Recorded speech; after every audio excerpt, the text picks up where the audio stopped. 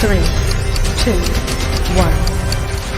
Welcome to HVAC Success Secrets Revealed, a show where we interview industry leaders and disruptors, revealing the success secrets to create and unleash the ultimate HVAC business. Now your hosts, Thaddeus and Evan. Hey, welcome back to another HVAC Success Secrets Revealed with Thaddeus and Evan, where we have good conversations with good people, and any good conversation worth having is worth having drunk. So cheers. Cheers, Thaddeus. Thank you so much for joining us, Ellen. We appreciate it a lot. Hey. For those of you that are watching live and or catching the replay and watching this on Facebook or YouTube or any of the other places where we go live, yes, I am in somewhere tropical. I'm having a blast. Me and my family are down at the Dominican Republic. Excited to be here, having a good time. This is where we're setting up shop for the next 2 months. So if you hear birds chirping or any shit like that in the background, that's what that is. So bear with us while we're dealing with technical issues of getting the internet to work in the Dominican, because that is always a fun challenge. But one that's worth doing. So I would trade you in a heartbeat, man. It is, as we're saying before we go on. Right now, I'm looking at the gauge outside. It's minus 20 Celsius, which is about minus 12 or so, or just about minus 8 Fahrenheit. So you're sitting in 80 Fahrenheit right now. So yeah, it's tough. It's tough. Well, for those of you that are wondering who our guest is this week, she almost needs no introduction because she is that well known throughout the industry. Ellen Rohr is our guest this week, and I'm stoked. Famous in the ball cock replacement industry.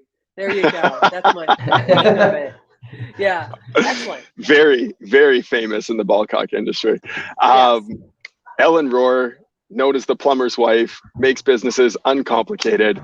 I love her story. I love her journey, almost plummeting her husband's business when she started running his plumbing company after his partner had died unexpectedly, helped turn that around. She now runs the Zoom Drain franchise company. She helped grow 1 Hour Plumbing.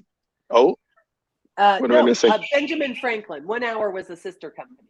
Okay, yes. Benjamin Franklin helped grow that to 47 locations and doing over 40 million in sales in under 2 years. She did extremely well there. She is a master at business systems and business finance, and I cannot wait to get into all great conversations with you, Ellen. Thank you so much for joining us. I'm delighted. Now, are you actually working down there, or you're just absolutely? You are. Oh working. no, I mean, working. Are you doing HVAC work down there? So we run a marketing company. So that is what we do, is marketing for HVAC. I started in HVAC sales back in 2014. And then got into marketing from there. They had an issue with their marketing and generating leads, not closing them. So helped them fix that, and I got hooked. That's my background. That's so cool. All right, good. I thought, why would you're like actually fanning people while you're down there? I'm sure there's a lot of open air. His wife is sitting there in like the old Greek style, and it's reversed because like in Greek and Roman, normally the guy's sitting there getting fanned with feeding grapes. Yes. Well, she's sitting there getting fanned, and he's feeding her grapes. Other way around, exactly. So, yes, excellent. I did stop in though. There was a refrigeration store, so I stopped in there and started chatting with them, but they didn't speak English very well, so we didn't get very far. But I was just curious about their systems and processes, so it was funny. I imagine your Espanol is going to improve dramatically over the next 2 months. Absolutely, I can't wait to become a little more worldly. Good. Awesome. Bueno. Good job. Well, I know my first question. All right, you go for it, buddy.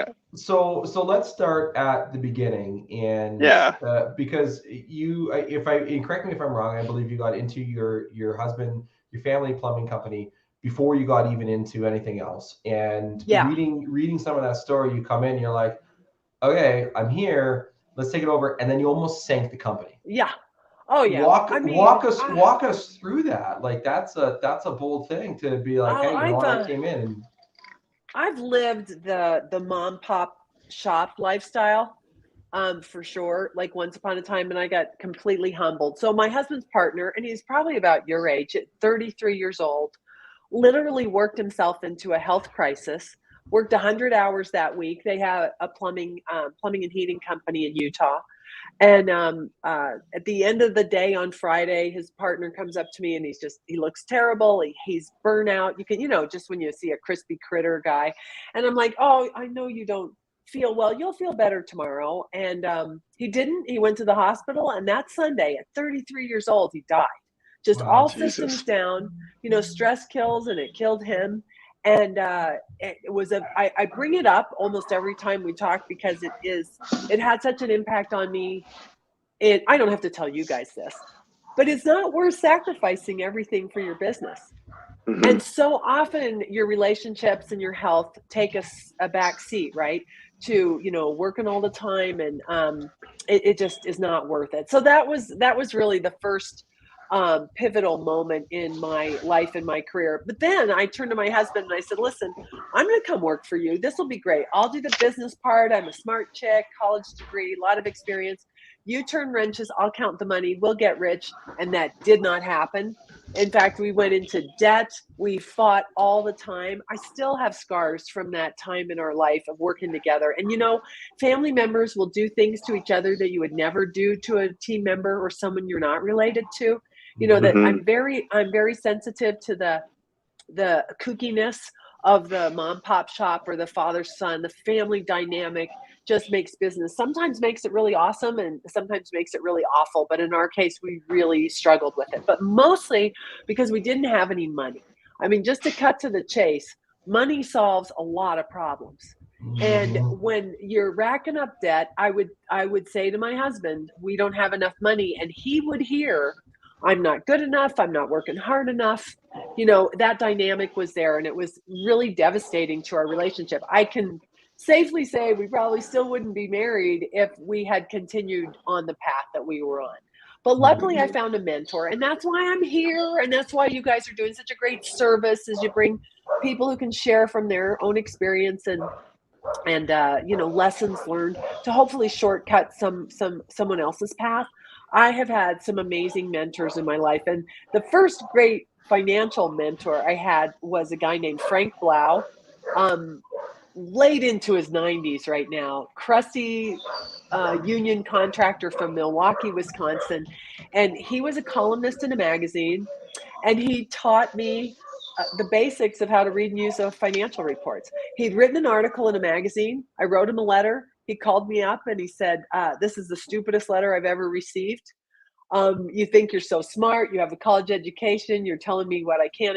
He just really put me in my place. I wrote him this letter saying, I think you're full of it. None of what you're saying is going to work in my market area. You know how this goes. You reach out for help, and then you put up the walls. The resistance kicks in. I just read a great book about resistance called The War of Art by Stephen Pressman. And what he says is every creative effort that you engage in will be met instantly with an equal or greater than resistance. And it doesn't mean you have to go back through your past and find out what screwed you up. It's going to happen no matter how emotionally healthy you are. It's like when you go to work out, don't you have a little voice in your head that says, you don't have to work out today, or you don't feel very good, or what? That resistance is always part of this dynamic. And so I reached out for help with him and immediately told him in this letter and in my first conversations how wrong he was, how none of what he suggested would work. Have you had a similar experience with some of your clients? They hire you and then they won't do anything you tell them to do? I think anybody in our field has had similar scenarios like that where they want the coaching, they want the help, but I mean, sometimes you're not ready to be able to action that until you're ready internally. It's like quitting smoking. Yep. I used to smoke, and I think I quit 15 different times. And it wasn't until one day where I mentally was ready to say, okay, I'm done smoking, and I stopped. And that was 12 years ago now, and haven't touched it because I was ready mentally to make that decision. So you have to be there to be able to do that. So I agree. That's self-talk, right? I mean, it's like that workout that you used, right? But the thing with working out, though, is I find, at least for me, whenever I worked out, it was getting started was the toughest thing. Right. Once you're into it, then it's like, no, push harder, push faster, keep going. What barriers can I break? It's just that getting started part is always the most difficult.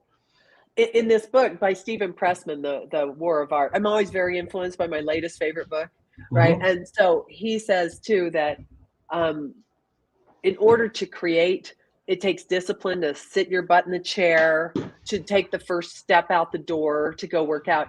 And then once you put the work in, then the muses arrive. Then the inspiration comes. Like you're saying, once you get started, it's easier to go longer, faster. It feels great. It's very validating. And once you get a business idea or a project started, then it gets really fun and you get inspired. But it's just those first critical moments where you need some discipline to get yourself started, some routine. Well, what happened for me in that, what you mentioned, Thaddeus, that idea that when you're ready, for me, it was the pain of the current condition. Like now in my life, I do things for the sheer joy of the creation. That looks fun. Let's do that. Or that would be a worthwhile journey. But back then, it was really the change. Finally, the moment of power for me came when I was finally so beat down and so sick and tired of being broke, of fighting with my husband, that I was willing to try anything. And that's really the point where Frank put me there. My first mentor really hit me with a brick, put me there, you're the problem. You're the one. You're deciding whether or not you're the one who can raise your prices.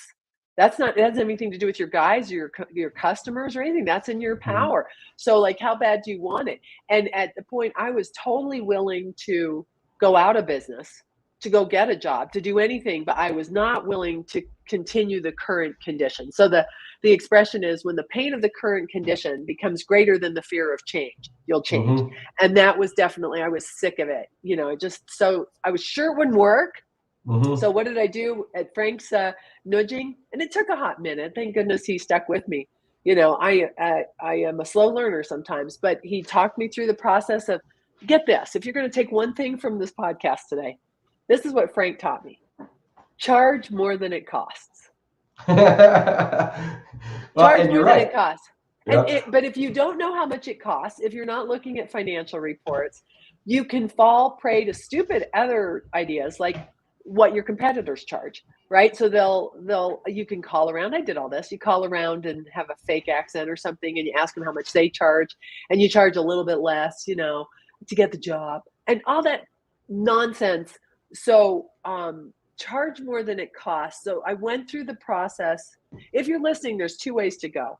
One, you can go the hard way, which I did, which is to figure out a known financial position, get your balance sheet and profit and loss squared away, go line by line down those reports, get absolutely obsessed with your QuickBooks file or your accounting system and make sure all those numbers are right. And then you're going to come to the inevitable conclusion when you're losing money that the only way to fix it is to raise your prices. The second way to do it is just skip all that and quintuple your prices right now. You could do that too. You could do that first. And just why not? Just who's the highest priced person in your marketplace and be higher than them or $1 less. Because right now too, in our world, I don't know about outside of the US so much, but I imagine in many countries across the world, certainly in the United States, there are enough premium priced providers out there anymore that you're probably in the market area with someone who's got a clue. All right, great. So if their effective labor rate is somewhere in the $300 or $400 range, great. You could do that. If you're like me, you might have to prove it out. Wait, that can't be so. I couldn't charge that much. My guys wouldn't tolerate it. My customers would never go for it. So I went the long way around. And either path is fine, right? Either path is fine. By going the long way around, what I got out of that experience is I learned how to read and use financial reports. I know that doesn't sound sexy, but that has made me a wealthy woman. And it's so cool. Once you figure out a balance sheet and a profit and loss, those reports were first generated by Luca Pacioli in the 1400s in Florence, Italy, during the height of the Renaissance, when people were trading with each other. And they had to figure out, well, how much do I owe you? How much money did I make on this transaction? So he comes up with the balance sheet equation and debits and credits, and it hasn't changed one jot since the mid 1400s. Isn't that delicious? And it's the same in the Dominican Republic as it is in Canada, as it is in any country with any dollar across the planet. It's like biology, it just is. And so once I learned that, there was this born again moment for me, oh, you charge more than it costs. and you create a profit. And the effect on the balance sheet is that assets go up and equity goes up. Like, you grow this thing. And if you can do this consistently, create profits and cash in a consistent, systems-oriented way, you can make your own money. When you charge when you charge more than it costs for stuff, that profit is manufactured. You made it up. So let me ask you this. It is now. So let me ask you this about profit. So I know that recently in one of the groups that I'm in, somebody was talking about a profit first model for their plumbing HVAC business, and building this in to say, okay, well, that's great. And, there's the way of going to, find out what your competitor is, but there's still a lot of nuances in terms of your business. So if you wanted to take a look at profit, well, first off, do you like profit first as a model? And second off, if you wanted to use that model, how would you go about figuring out what your numbers are? Okay, excellent. I love Mike Michalowicz. Is that to whom you are referring? Maybe I've heard it. I've heard it in numerous different circles, and we have a business coach that talked to about us. Like, we operate our business on profit first, and that's how we came up with a lot of our stuff. So how do you account for it? Do you have a separate checking account into which you put some money? Sorry, I was waving at my 6-month-old there. He's going for a walk with his mom. He's all bundled up out there. Oh, he's got a ton of bundles on. That's there. so cool. He's going to be playing hockey in 2 months. Right, yeah, hopefully. So he'll be on skates before he can even walk, right? That's the Canadian way. Love it. Sorry, can you repeat the question? Okay, so from an accounting standpoint, I'll tell you what I like to do, and then you can weigh in on how you do it, just so I don't put you on the spot on this. But so from an accounting standpoint, this is how I understand profit first and how I would do it if I were interested in it. The concept is that you pay yourself first, because there may not be any money left over. And so often with my franchisees, with business owners in general, unless you start the discipline of paying yourself first, you might skip that. And so that's what I see it as, a discipline to pay yourself, to take money out of the company right away. So you can funnel off from every deposit you bring in X number of dollars that you're going to put into another account, say a savings account. The way I think it works best is to actually do it, actually move the money. Don't just do it for pretend, because I do like that balance sheet. If you've got a checking account and a savings account, I want you to use the statements to reconcile those accounts at the end of every month, and to make sure that those numbers are real. So if you do that, sometimes I think where people go south with profit first is they just take the money and they put it under their mattress, but now they've screwed up their balance sheet. It's not true anymore. They've got an account that says they have so much money in it, but the money isn't actually in it. That, I think, is going the wrong direction with it. Does that land with you?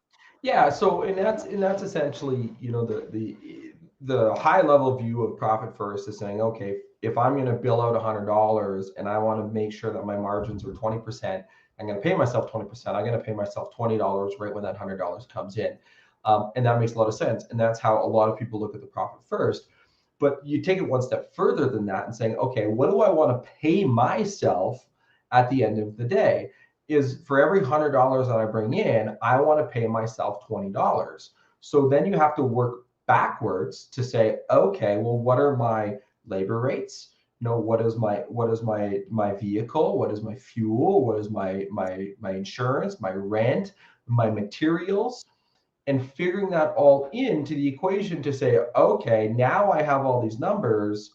I'm going to build this in so I have my profit first. You can actually pay yourself profit first and not lose money. Yeah. So what you're describing, part, right? Yeah, what you're describing is that horrible B word, budgeting. Yeah. We're going to pretend how much B word. Yep. But all budgeting is setting financial goals. And this is what Frank taught me once upon a time. And this is his tweak on budgeting that I encourage people to adopt. Put in all your expenses first. How much do you want to pay yourself, salary? How much do you want to pay your guys? And, labor is going to be your biggest expenses. And then insurance and marketing. And you know what? Don't you guys agree? At least 8-10% for marketing if you want to grow your company. And there's a lot more. You guys know a lot more about that than me, but you got to put some money in. So you're going to put some dollars in for insurance, for pencils, for computers, for trucks, for, stuff happens. All that goes into the budget. And then you put your top line in. And that top line should be big enough to cover all those expenses and then lead a desired amount of profit. So let's talk a little bit, just you mentioned paying yourself and profit. Generally, this is what I encourage people: pay yourself a salary, have the taxes taken out, use ADP or Paychex or Gusto, go legit. And then you don't have to worry about your salary being taxed later and surprising you. And then at the bottom, that profit, I like to keep that profit available for stuff happens. Like what if we have a pandemic? Or you want to buy a new asset. Now, maybe you have some cash available. You want to give bonuses, or you just want to leave it in the company, let it ride, and create some value in the company so that you might sell your company someday and be able to demonstrate on your financial reports that I take a salary and this company still generates 20% on the bottom line. So profit. Continue on. Let me just define these terms. So profit is sales minus expenses equals. That profit may or may not be the same number you have in cash. Ever notice that? Well, that's because you may not have collected. It may be stuck in accounts receivable, or you might have used that cash to pay down debt or to buy another asset. So if you're going to write something down, charge more than it costs. And number two, profits in cash fix everything. If you're in financial trouble, get really profitable, take it in cash, and you're going to be able to fix your company. It is not complicated. There are not that many moving parts. So, so for one easy question, it would be, how much cash should a person, and I got to follow up to this on the budgeting term in difficult or not, how much cash should one have in the bank? Should it be 3 months of your expenses, 6 months of your expenses, a year of your expenses? What's the magic number? There isn't a hard and fast number, but I can give you some ideas. If you're a conservative person, if you've done a DISC personality map and you're, a steady Eddie guy or something, don't make yourself crazy. Get 6 months worth of cash in the company and then start funneling off that much to have for you personally. It's going to give you a little breathing room. If you're fly by the seat of your pants type guy, you might not need as much cash. Overall, what I do like to see on the balance sheet is that the amount of cash I have on hand and accounts receivable that is legit collectible in the next 30 days. So cash and accounts receivable compared to bills I have to pay in the next 30 and 60 days, I like to have at least a 2-to-1. It's not gospel, it's just a guideline, but that makes it easier to breathe. Now, if you're in a position you've racked up debt, if you are chronically charging less than it costs, if you operate at a loss, mathematically, according to the balance sheet equation, you're going to run out of cash and you're going to have to start to borrow money. There's no other way for it to happen. Either you're going to owe money to yourself because you keep funneling in money from under your mattress, right? You talk your wife into doing one more infusion of cash. Or even if you got an investor who puts money in. See, whether it's investment or whether it's a liability, investors and people who loan you money always want it back. The only way to fix a balance sheet where you have a lot of debt and a little asset and you're in trouble is to get really, really profitable, raise your prices, quintuple them, drop that money down to the bottom line, create a lot of profit, take it in cash, and stock up those cash reserves and use some of it to pay down your debt. It isn't that complicated. So profits and cash are really the two, of all the KPIs out there, those are the two biggies. That's how your company will ultimately be valued. If you have a $10 million company that's putting out 25% and you're taking it in cash, that company is worth more than a $40 million company at 5% net profit. No, you see where I'm going? Yeah, 100%. Yeah. And, that leads me into the next part of saying, and to walk back to that, the second part of the question in this, comes from, my printer all of a sudden decided to print paper that has been, I tried to print this last night. some world-changing lesson or something is just peeling out of that. No, it literally, I bought a Wi-Fi extender from Best Buy, and I was returning it because it was two separate, networks, and I wanted it to be seamless. So last night at like 10:15, I'm trying to print these return labels, and it wasn't printing. And then this morning I tried to print, and it didn't print. And now all of a sudden my printer decided to print them at 2:30 this afternoon in the middle of the show. So to go, that's all right. You know what happens, right? So, we've talked a little bit about the profit first, and that also comes back to the, that nasty B word that you talked about, budgeting, right? Yeah. And so if somebody's looking at this and they're saying, okay, they're not really strong in financials, they're not strong in budgeting, they don't even know what the fuck a PL statement is. You say a PL statement to somebody, they're like, huh? No, profit loss, right? And so they don't know these things. Where would somebody start to be able to look into budgeting the right way for their business? Well, can I plug my website right here? Because Yeah, I give 100%. a book away for free at Ellen Rohr. Yeah, there you go. At ellenrohr.com, I give a book away that I wrote called Where Did the Money Go? That I would have given my right arm to read when I was at that point. And I can so relate to that person, right? Because I'm old. They didn't call it this when I was a kid, but I'm definitely dyslexic, self-diagnosed, just saying. But you can tell I have a very short attention span. I'm very easily distracted. I don't see very well. Columns and numbers do not come easily to me. But here's the thing. If you're not willing to do this, to figure out your asset from your elbow, figure out what a balance sheet is, what a profit and loss is, go work for someone who is. Just don't muddy the water, because this is such a wonderful, honorable industry. You know what our general manager, Steve, and one of my partners said the other day? He said the jobs in the trades right now for people who are willing to put on the booties, to knock on the door, to get out there and turn wrenches, those are the lawyer jobs of 20 years ago.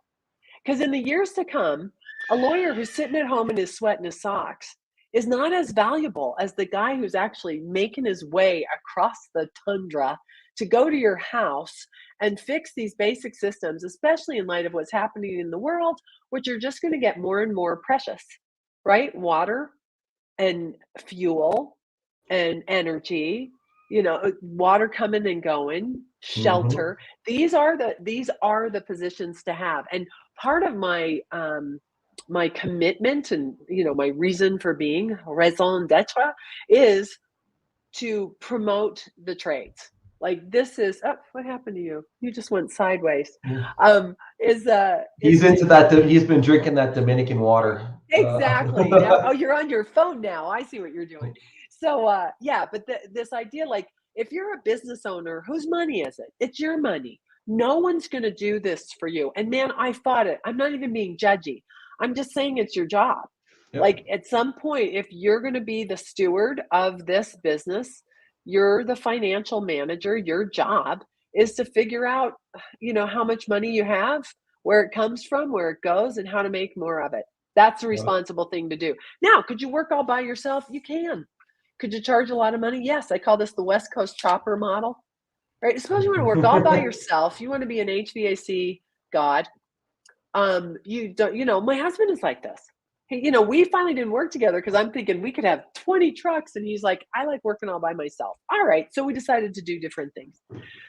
But one man band, you could charge a lot of money and you could have the approach, listen, I have a very limited ability to take on new customers. Why don't you apply to work for me? Work with me. All right. I'm only going to work with people I like on projects that are interesting and who pay me what I'm worth. And that's how West Coast Chopper does it. You can do that in HVAC. If you're willing to do a really cool hybrid system with some hydronics and with, solar, geothermal, you become the expert and you're really limited in the number of billable hours you have. Just make them pricey and you can make a business model out of that. Yep. But at some point, if you're working with your hands, and you guys know this, at some point, your back's going to go, your knees are going to go, your shoulders are going to go, your hands are going to get shaky, and there's only so much you can do physically. So as, again, someone who's older, who's been through this, who's seen this, wouldn't it be cool if you could make enough money in the business that you have that you could buy yourself some time on the other end of your physical career? You could move into another area. You could become a trainer. You could become a manufacturer's rep. Or there's a lot of really cool jobs that aren't so hard on your body. You could move into marketing or IT or some of the other lovely industries that are attached to these trades, which is awesome. But at some point, if you're charging more than it costs for stuff, wouldn't it also be cool if you start profit bursting or stockpiling some retirement money? Hey, it's your job as the owner to make sure you and your family and your team members are doing right by each other. Fair enough? Yeah. Well, and listen, like you mentioned, what do you want to do when you're done? Like if you want to sell your business, and we've had Patrick Lang on our show, we've had Brian Cohen on our show. Oh, he's so good. And So good. they're both phenomenal, and they both touched on the same thing: is that you got to make sure that your financial shit is in order, right? You have to have your books in order. Like we were chatting with somebody the other day, or I was chatting with somebody the other day, and he's like, "Yeah, I want to buy a business." I'm like, okay, well, what's the business like? And he was one of our clients. Like, well, they do everything on paper. And I'm like, so they don't have any, like, doesn't even know the actual revenue. I'm like, okay, well, that person doesn't really necessarily have a higher valuation on there, because you didn't put in the steps in place to be able to get the right things into your business. And look, if you're sitting here and you're like, okay, well, I don't necessarily know financials, so you don't need to have in-depth knowledge like an accountant. Hire somebody that has an in-depth knowledge that you trust to be able to run the business and do the financial things, but have a working knowledge. Take a course. Yeah. Go take a one-off course on at a university or college or YouTube or something to figure those things out. So that way, when your accountant or your bookkeeper send you your financials, you know what you're looking at. Yeah. It's so true. There's a book called The Great Game of Business. Oh, so good. Jack Stack wrote it about 25 years ago. And he talks about buying International Harvester back in the 1980s. You guys weren't even born. There was like inflation. I was rampant. Born in the mid 80s. Mid 80s. Okay. All right. So there was rampant inflation. The prime was at like 18%. Is what interest rates were. It was a really interesting time, and a lot of companies went under. And this is where Jack Stack, he ended up buying a branch of International Harvester, and he got going with his own business with a bunch of investors. The story is long, and I encourage you to read The Great Game of Business. But what happened, that what he did was he kept getting turned down for a loan to buy this business. 21 times. Yeah, you've read this. Okay. Yeah, well, no, I read your book. I read your. Oh, you read it from me. Yeah, okay, great. So, so we just kept asking, why are you turning me down? What are the numbers you're looking at? What does this word mean? What are these ratios all about? Like, if you are willing to ask if you don't understand what that line, what is vehicular depreciation? How does it work? And you will just ask. That's how I got smarter. Now, this year we took on investment partners, and they're fantastic. And I will still go, well, wait a minute. How do we get to this number? What is the calculation you're using? And I will tell you, even in high finance, even in all the stuff that Brian Cohen is talking about, and guys, the chessboard is so busy and big and beautiful right now for selling your company or perhaps buying your company or buying a company. But it all comes down to profits and cash. Like all those fancy pants formulas are really driven by, how do you create a lot of money on the bottom line, and how much of that are you taking in cash, and how much cash you have compared to bills you have to pay. These basic numbers really are going to help you create an empire. So my encouragement is, it's not that hard. Yeah, the words are weird. It's like if you don't speak Spanish and everyone around you speaking Spanish, you can feel stupid. Yep. And you're not stupid. You just need like an English-Spanish dictionary. You need someone to slow down, tell you the words, right? That's how you learn Spanish. That's how you learn financials. And that was really the path I took. And about a year into kicking and screaming, didn't want to do it, I just went, you know what? This isn't that hard. It's actually kind of cool. It's like keeping score. It's like playing a game. The Great Game of Business taught me a whole lot. It really had a big impact on my life. And I continue to learn. Like, the basics will take you very, very far, but being willing to ask, what does this word mean? is going to help you a lot. So when you talked about your trusted advisor or, your accountant, be willing to have real conversations with them.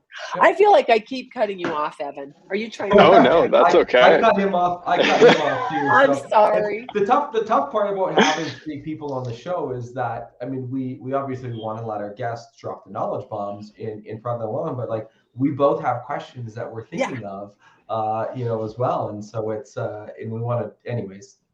I'll be quiet. Totally. Well, and it's funny. You mentioned not knowing Spanish. So I have Google Translate. That fixes everything for me. So you can also get an app if you don't want to go way back to the dictionary and old school ways of doing things. There's faster ways of doing things now. But I wrote it down. Your balance sheet is your financial scorecard. If you do not understand what is on there, you need to figure that out. You don't need to know how the numbers got there. That's what your accountant does for you. But you do need to be able to read that scorecard and stay on top of that. I would question that though. I would like it. So like the journey that I went is like, I do want to know if the numbers are weird. What's in there? How did that get populated? Was that an estimate of something? Was it a flow through from Service Titan? Like if you are willing to, I know very rich people who've taken that advice that you just gave, Evan. Don't worry about how it got there. Just pay attention to where it lands. That can work if your trusted advisors are doing the right thing. Yes. 100%. Okay, but you won't know unless you have like demystified the construct enough. Okay, like a story. My husband Hot Rod, for his 18th birthday, he bought a Jeep, drove it home, and took it completely apart. The entire car was on his yard, every bolt and nut and washer separated.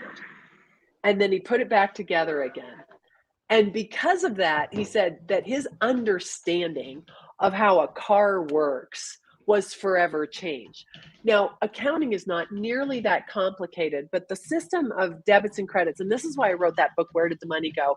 It just illustrates how the balance sheet equation works. If something goes up, something else has to go up or something else has to go down, but there's always 2 sides of the story. There's a debit and a credit. Now that seems weird until you start to get your arms around it, but it's like drains and vents. It's like intake and whatever you call it, venting in an HVAC system. Something has to move in 2 directions. It's based on that universal law of what comes around goes around. For every action, there's a reaction.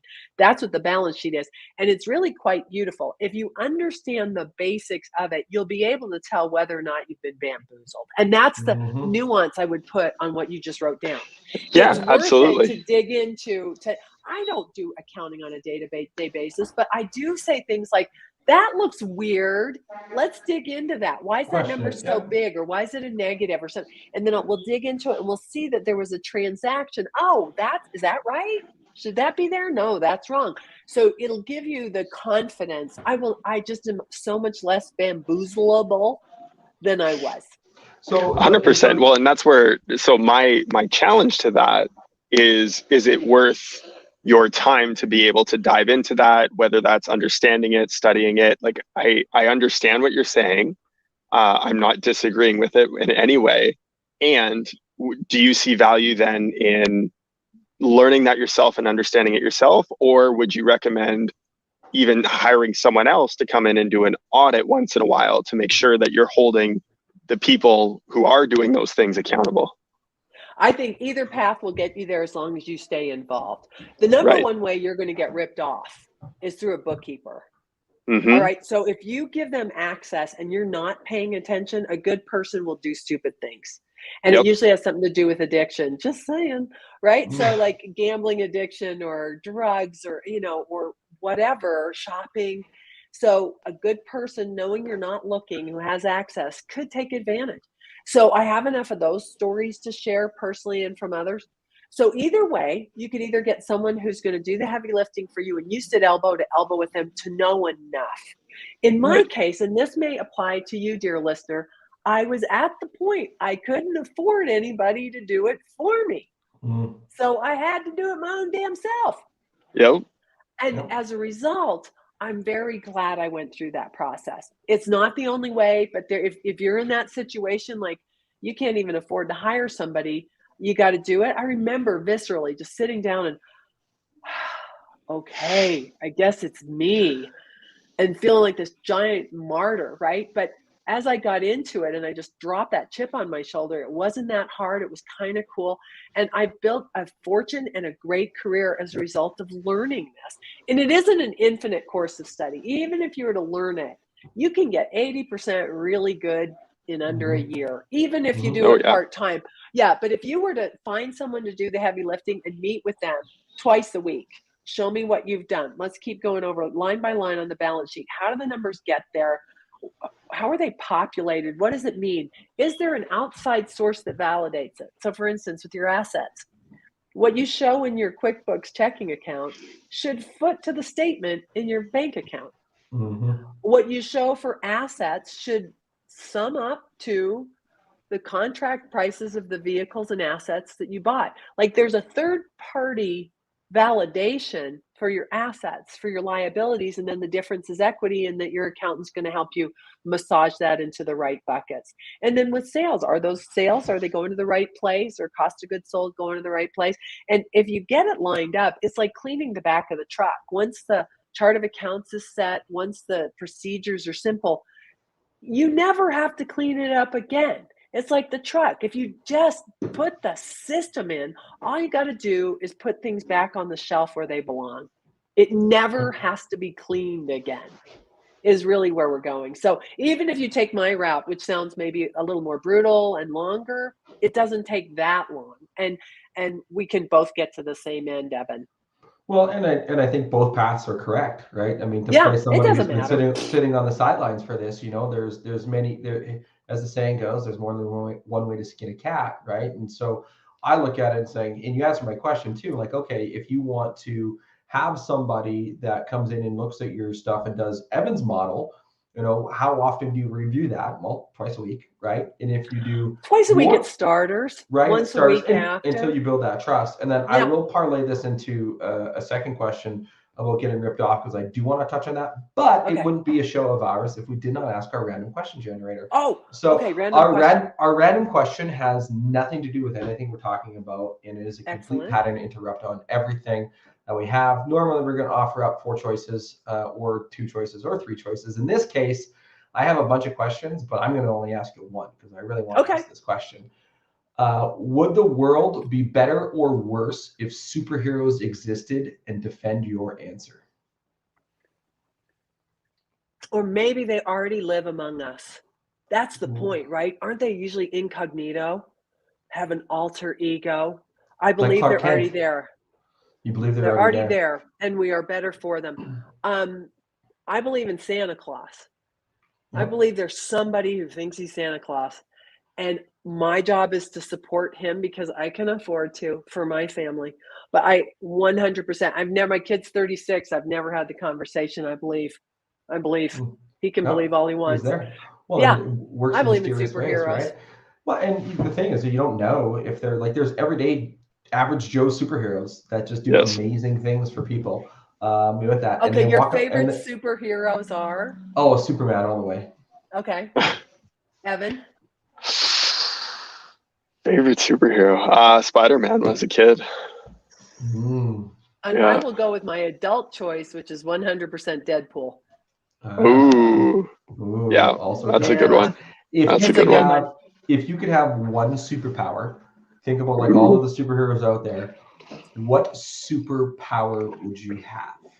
100% flying.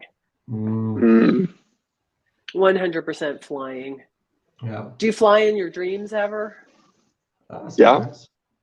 See, isn't that awesome? Yeah, I would like to just wind in your hair kind of thing. That would be good. Yeah. Nice. I love it. If it were me, I would take Superman's ultimate speed. That's Jonathan Livingston Seagull. The fastest you can go is to just be there. Yeah. But you could also, if you could fly, you could get up and you could do things. But if you could run super fast or swim super fast, you could get there in the same amount of time, and you could do a lot more things super quick. I mean, speed feels great. Right? Speed is fun. Yeah. But you could also set back and be present in the moment, right? What about you, Evan? What would be your top superpower? Being able to read minds. Ooh. So like Matthew McConaughey reading minds in that movie where I can't remember the name of the movie, but like he could hear what women were thinking all the time and he couldn't turn it off. That it was wasn't McConaughey. that was Mel Gibson. That was Mel Gibson. Yes. Yeah. Okay. Yeah. That would be a little confusing. What women want, right? Yeah. No, I'd want to be able to control it. I wouldn't want to hear everything that everyone was thinking always. That would be way too much. But yeah, being able to control like which mind to read when, I think that would be cool. Yeah, that would be interesting. Wouldn't that be interesting? Yeah. Yeah. What's going on in there? You meet someone really. Did you ever see the movie Being There with Peter Sellers? No. It's classic. It's old, but this guy is really not very bright. But because he doesn't say much, he's assumed to be brilliant. It's very good. But what's going on inside his head is actually, it's quite an empty place. But what people lay on him is so much more. It's really good. It's a classic. I love it. We'll have to add that to the list. So to go back on track, I love these. I want to interject with one question because this came in from one of our watchers. Stacy Fora asked specifically for her business, because she does say she struggles with the B word of budgeting. Okay. But she operates with a more than I am paid mentality, which is great to see that she's pricing that way. You go, girl. Her net profit is 18.4%. So she's curious, good, bad, holy shit. I think anything positive is better than negative. If you want, it depends on what you want. Okay. Yeah. This will make a difference too. All right. So if you have no interest in selling your company for say the next 5 years, for tax advantages, many people expense all the way down to a small net profit so they don't have to pay taxes. If you wanted to sell some your company at some point, I would start now to create a lot of profitability. 20% EBITDA or earnings before interest, taxes, depreciation, and amortization. In other words, profit before some of the other fancy pants accounting goes in there. 20 to 25%, and you get to a $5 million company, you're going to have a lot of people knocking on your door, but you have to be able to demonstrate it. So going back to your point, Thaddeus, I would love to buy that company who does all the stuff on paper. I could make a better deal for him than just shutting it down. Technically, he's not going to have a lot of interested buyers at top line price, right? But that's the burden he bears. So could I, instead of like trying to take advantage of this guy's poor misfortune, I may be able to come up with a nice deal for him, a better than he would get elsewhere deal. And maybe I could even do it on a payment plan. So listen, your books are really, because they're not on a computer yet, we're not going to really be able to use your financials as a basis for this sale. What I could do is I could give you 5, I'd give him 10% of all the sales that come in on your phone number. And it's mailbox money to you. You don't even have to clean up your books. You can say you sold your company, and I will take really great care of your customers, and you can go on to that next phase of your life. Now, there's more to it than that. Brian Cohen's really great. If so shout out to your podcast with Brian or any of the other folks who are really laying out what's available on the chessboard right now. Very exciting days. Makes me very happy that the trades are producing such wealth for the people in them right now. So going back to Stacy's question, Stacy, if you want more, if you want to sell your company, know that the more you pay in, the more profit you have, the more you're going to pay in taxes. That's not my biggest concern. I'm a liberal. Rich people get rich no matter who's in the office. No matter, rich people get richer. It's just the cost of doing business. So taxes go into it. My mentor Frank Blau used to price for 35% net profit, and he would be happy with 25%. And I said, well, what happened to the other 10%? He said, I don't know. Stuff happens. So to be a little more generous is not a bad idea. Again, this comes to your personality. I am an 80% girl. I can do broad strokes with the budget. I'm going to be a little more, my partner, Jim, he and I make such a good team at Zoom Drain because he's a lot more meticulous.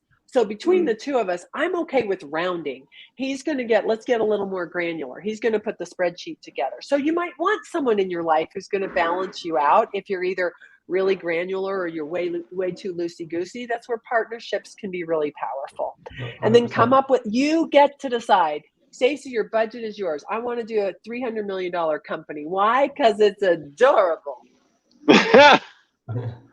You just pick. That's a budget. You just pick a point on the horizon to which we want to boldly march. One of our locations, Charlotte, in North Carolina, we have a $10 million goal. Why? Because it's a fun number. And I think it's doable with the population and with what we have to offer. So that's our game. Are you in? What do we have to do to get to 10 million? That's our game.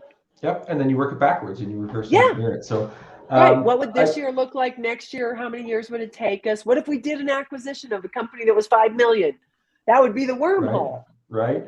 So as we come up to the hour, I know that you have a hard stop here in 6 minutes. I know, sad. I'm sad. Tear running down my face. I love you guys. Adorable. We can definitely have you come back on because I did not get to half the questions that I prepared for. So so one quick, I have 3 things. Evan, 2 of them are ours that we normally do anyways. So one of them would be, you mentioned the people in office, and people, whether you're liberal or conservative, people make money.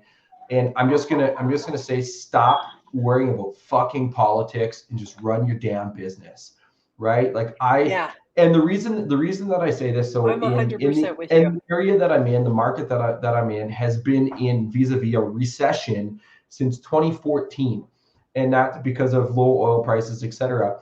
I built a print magazine, the 4th ever in Canada in this, and then we built a multi-million-dollar division in print media during a recession, during a liberal government where people are like, oh, you can't do anything with this liberal government, or with an NDP government, which is even further left than your guys' Democrats. So it doesn't matter about the people 100%. that are in the office. Just go out and build your business. So I love that. It's not the economy, it's your economy. And even so in Philadelphia, we operate in a market of 4.5 million. We're tracking 12 million in sales. We have 60,000 people in our database.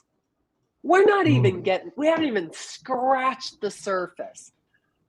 How many new guys, how many new team members do you need? How many new customers do you need? Go get them.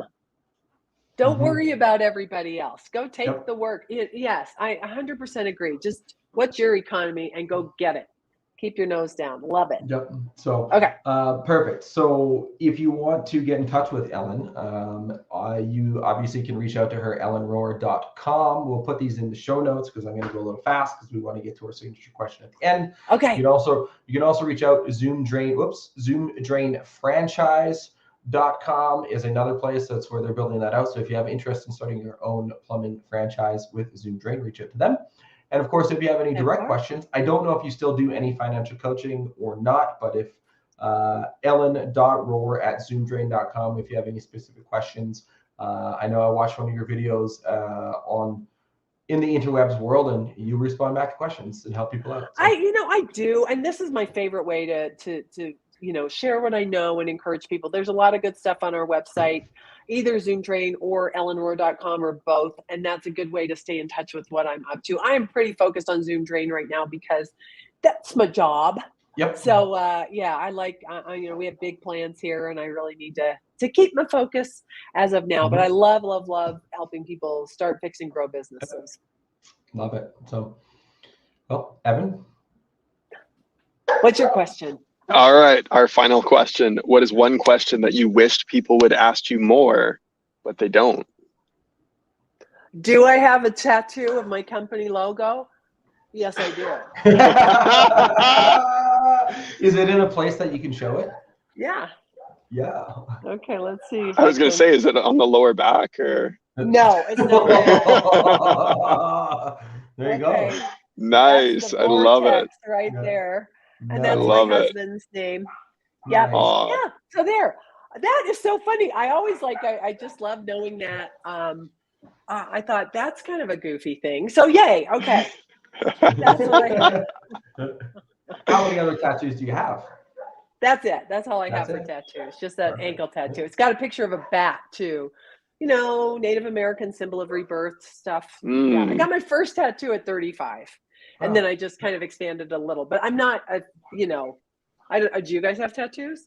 I have one tattoo on the inside of my left foot, and it is the word choice, because everything in your life is your choice. And actually, I got that I got it in Thailand with a bamboo tattoo. So they have like a little needle, like that's this long, and they put little like a piece on the end of it, and they literally go like this with their hand, and they tap it with that, and that's how I got my tattoo on my foot. But it goes back to reminiscent of a dark time in my life, and the only reason I got out of it is because it was my choice to leave it. Ooh, that is delicious. And once upon a time when I got my tattoo, how bad is this? I took my nephew, who was maybe 10 at the time, and he got way into it, and now he is a fully illustrated man. It was so funny because I got a tattoo, but he was like, "Oh man, this is the coolest thing." So I'm happy to say I feel responsible for his ink. So how about you, Evan? I want to get more. I've got a couple ideas, but I am not my cup of tea. I always dreamed of having like the barbed wire tattoo on the arm, but I was like, that was very 1990s, so I'm definitely over that. Don't have the biceps for it. Funny. Yeah, I did pick a spot that would age well, my ankle. I wasn't doing any kind of, we don't need a saggy tattoo anywhere. No. So, yeah. Like where do you want to get your tattoo? Like I got the inside of my left foot. So the days that I actually wear socks, which is few and far between because I absolutely hate socks, I will take them off when I'm done my day, and I'll leave them in random places throughout the house, and Ashley gets mad.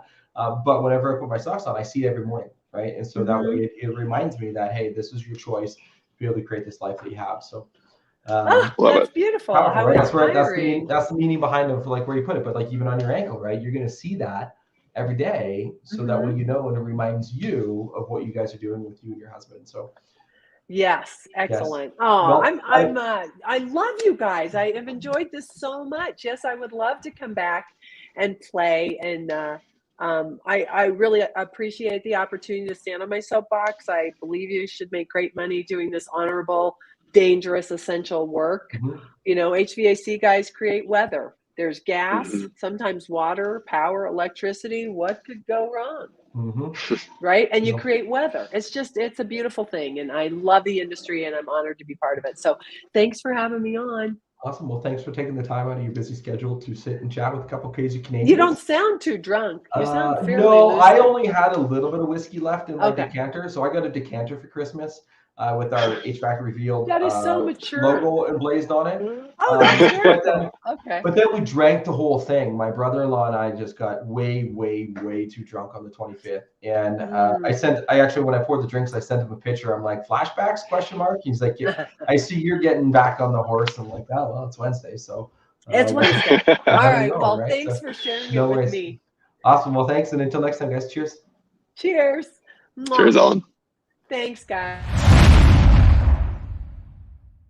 Thanks for watching another episode of HVAC Success Secrets Revealed. Before you go, two quick things. First off, join our Facebook group, facebook.com/groups/HVAC Revealed. The other thing is, if you took one tiny bit of information out of the show, no matter how big, no matter how small, all we ask is for you to share this. No matter what platform you're consuming this content on, hit the share button and introduce this show to others in your contacts list so they too can unleash the ultimate HVAC business. Until next time, cheers.